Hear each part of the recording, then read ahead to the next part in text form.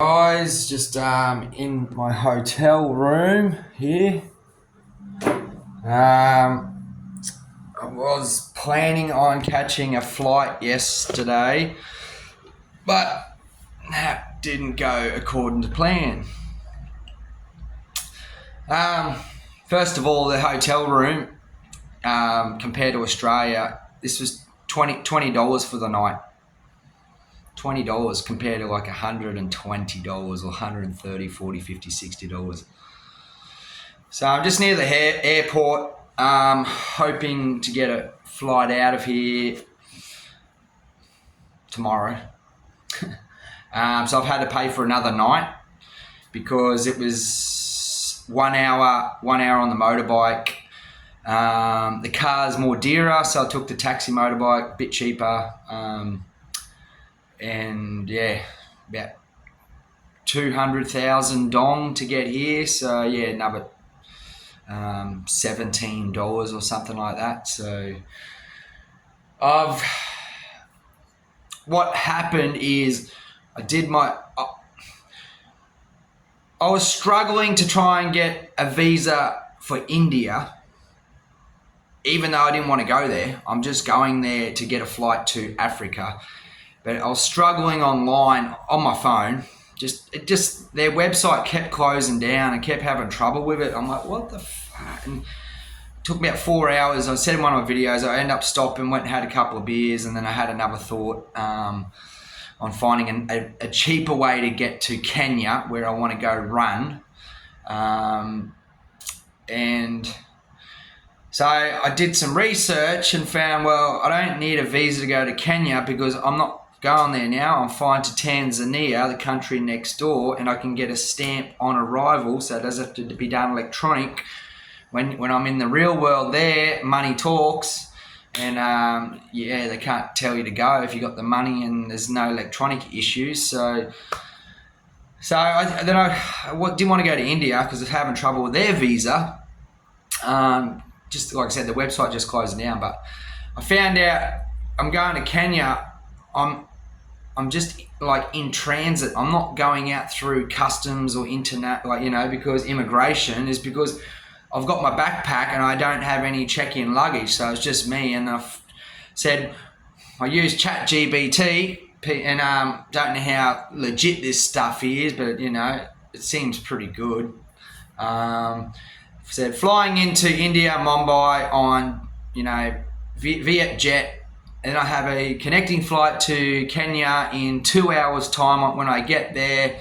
What terminal does Vietjet fly into? What terminal does Kenyan Airlines fly out of? And do I need a visa? And everything was no. So like, great. It saves me stressing and wasting hours and frustration trying to book this thing and explain hotels where I'm going to in India, which I'm not going there. And it's just stupid stuff. And they actually don't have a transit visa. You have to get a tourist visa to do the transit stuff, and it takes like 4 days, 3, 4, 5 days for them to process it and pay money, obviously, like 40 Australian dollars. Like, I'm not going there. But no, they don't have that little extra box. They got every other box before the little simple transit of, under 24 hours or 72 hours, and you go to the hotel, but you're going to stay in the vicinity or, stay in the... No. They want money. Of course they do. So everything on ChatGPT was saying I don't need one, so I've rocked up to the airport yesterday on time, finally. Not going to be missing any flights. And they're like, no, sir, Vietjet Air have said, no, you need a visa. I'm like, no, I'm flying straight to Kenya and I'm not leaving. And they're like, no, you need a visa. I'm like, and what happened is because Vietjet, their policy, so it's a corporate policy, it's a Vietjet policy. They only have to be able to drop you off or something, and like they don't have the rights or the claim of the vicinity for me to walk around. I'm just like, so for you guys out there want to have a bit of empathy for me and a bit of compassion for me, if you still watch my videos, only 5 minutes, I haven't been talking for hours, you know, fucking everyone's so busy these days, they haven't even got time to watch a conscious video they're choosing to watch and they want to already run off. Like, what's the point if I can watch it?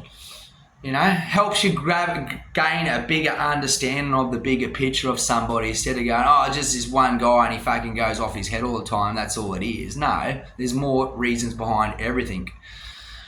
So I missed the plane. And obviously I missed the plane from Vietnam to Mumbai. Then obviously I missed the plane from there to, Tanzania, Kenya. And big money, we're talking like $700, guys.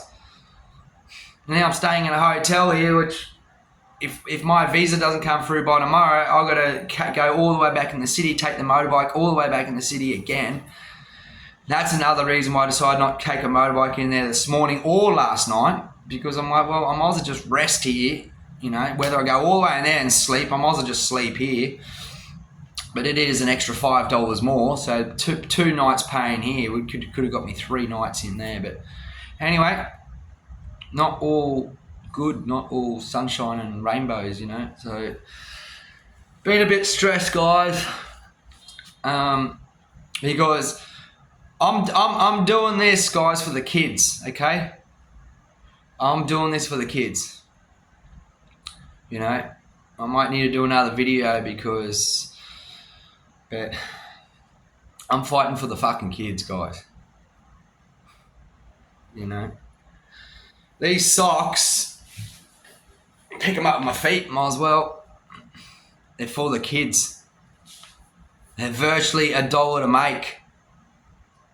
So if you've been watching my videos for quite a number of years now, I sent my mum a video this morning. She hasn't got back to me yet though. And a couple of years ago during the C19, V global scam bullshit, I got a connection in Uganda and I started getting these made in Uganda. I don't know how many of you guys remember that. Probably 1, maybe 2. My mum didn't even know. There's so much our parents don't know, our family don't know about us as an individual. And you wonder, what's the point of fucking life? Think I'm just running around, just doing it all for me, about me. Yeah, I have a good time fucking while I'm doing it, guys, because you need to celebrate and because I know what's coming ahead. I know I've done hard yards, and some of you probably can't even notice through the phone of how much fucking running I've done, how many hard yards I've done, how much sacrifice, discipline, perseverance, loneliness, fucking the mental stress, the physical, the demons, the devil fucking getting in there trying to say, nah, you're not doing it, you're a failure, you're fucking hopeless, you're quitting, you're a shit, have friends who fucking, you've set a big fucking goal, guys, to run it across a nation, or whatever, and you decide 700 kilometers into it that because of you realize what you value, what's more important. I can come back next year when the weather's more better. I had a crack. Maybe I got a good run on the weather and everything fucking worked out. But do I thrive in cold weather? No. Did I know that? Yes. Would I take a chance and take a risk and get over and have a crack? Yes. Hell yeah. But then you got people out there who want to go, oh, you failed. You said you were going to do this. You're a quitter. Whatever. And I'm talking about some of yous out there, and yous don't even compete. You don't do sports. You did when you were a kid. Oh, and what, and you come third or something? Yeah, good. It's a good achievement for you. But then you stopped. So who's the quitter? I haven't quit. I just realise and decide what's the best fucking angle to go about. Some people go, oh, you haven't got far with these. You've been doing it for years now. Some of you that want the results now. You don't want to smell the roses and take your time and go through the hard and the tough times. Because I'm not driven by money. If some of you out there have the perspective of money. I met an American chick yesterday. I was running in these and I met her and she went, oh, $40. What do you mean $40? She goes, oh, in America, well, we try and sell everything. I'd sell them for $40, she said. So, well, I don't care. These aren't about money. You know? It's for the kids, guys. How much are Nike shoes? How much are Adidas shoes? How much of Nike and Adidas, these companies, and, you know, in every country though, there's so much depth to it. How many of these companies are going into remote communities? You know? They might go in once or twice here or there, and then that's it. Just to take a few photos and look good too. Like, you know, I know there's some people I've ran into Aboriginal communities and they've probably thought the same. Oh, he's just done it for fucking, for bloody publicity or fame or to get his product out there. And they all were happy and proud, and then like, oh, disappointment, where is he? Where are they? Like, where's his full team? Where's his everything? I'm a one-man band, guys. I have a few of you who helped me out a bit, and I appreciate it, because any little bit's better than none. Anything's better than people talking this and not doing it. I'd rather people help me out a little bit, and I know you can only do what you can only do from afar. You know, because you're all got your own thing going on. But everybody can be out working, guys. But how many of you people out there work and still want to help, you know, do a humanitarian thing in third world countries it plays on your heart and you want to do it and you've never got around to it and you probably never will get around it. You can't do it, but you can help someone like myself on a grassroots level. Yeah, you can get online and sponsor a kid, but it's probably not fucking legit anyway. You need to somehow find a legit source. You know, they've been pulling this African starving kids, poor kids, for 40, 50, 70 years, all pushed through the elites. Then you get someone like me who's fucking grinding and sweating and no shoes and the pain, while you guys out there do go for your 10K run in your comfortable Nike shoes and whatever else, and you still can't even see from a whole new different level. Like, man, just give this guy $100. Or I talk to my mates, let's try and back this guy and give him $1,000. It's not much, but it is. Back when I had heaps of money, guys, I gave the banks $170,000. I gave them the banks $170,000. Like, you just can have it. You know, might probably help me now, but I'm not money driven in that sense, guys. I'm driven in my energy of giving, energy of inspiring, energy of you know, changing people's lives by them physically seeing me as like, wow, what is that? What are they? That's incredible, and it gets people thinking differently. You can't put a money on that. On inspiration, guys. It changes people's lives and projects them in a different way. You know? And I probably have 10 people watching my videos. Sometimes 20, sometimes 6. You know, compared to what it used to be. And then you got to be questioning, like, why? Why do I even continue? Why do I even stop? I'm doing it for the kids. You know? And how many times does it take him to vent a light bulb?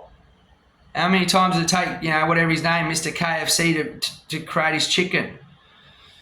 You know? You don't give up, guys. I might not have my full breakthrough till I'm 50 or these lift off the ground. I'll meet that one person.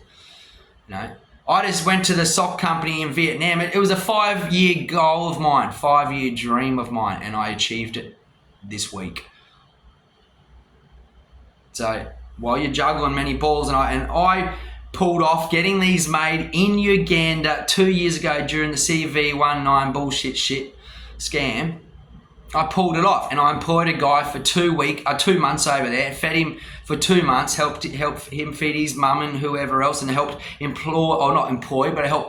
pay a bit of the wage for about six other people who were making the socks and the shirts and whatever else, and he filmed it through WhatsApp, and we had our little diary stuff and set up.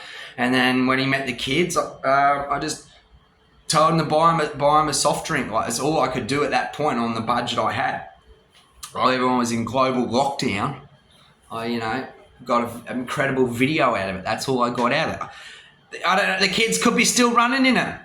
One of the kids or he could have went off with this idea, goes, I'm going to continue this, because I end up stopping it because the shipping cost from Africa all the way to Australia was like pretty well twice as much as of getting them made. And I'm not here to push it on Australia that, oh, let's help all the poor African kids. No, we're going to help all poor kids in the whole world.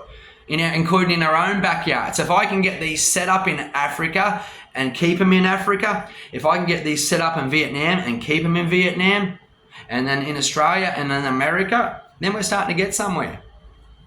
So I've got a connection. I've got a couple of connections in Hawaii, as you know. I've now got a strong connection. I've got quite a few strong two connections in Vietnam. But I've got one mate in Vietnam who wants to back these. He's inspired by these, and I'm going over to. I've got a connection in Kenya, but whether she wants to get behind it or not, that's totally up to her. She has to be inspired to do it. Otherwise, the energy of these are going to find someone. So, yeah. So. Anyway, send us a message, speak out. You just watching and taking, it's not benefiting me one iota. There's no unity coming into this. You know, unless one of my friends watch this and they're messaging me from you know, another platform, Facebook or Instagram or something, just because we're friends already. But the others who are just hiding in the shadows, I don't see how you're really benefiting, and I don't know how it's benefiting you much because you're not giving back. So big love to you all, and it's all for the kids. So I'm hoping you're paying it forward to your kids in a big way, and I'm going to do another video because the other one I want to get a little bit fired up on it. I've had to tame this one down. God bless, guys.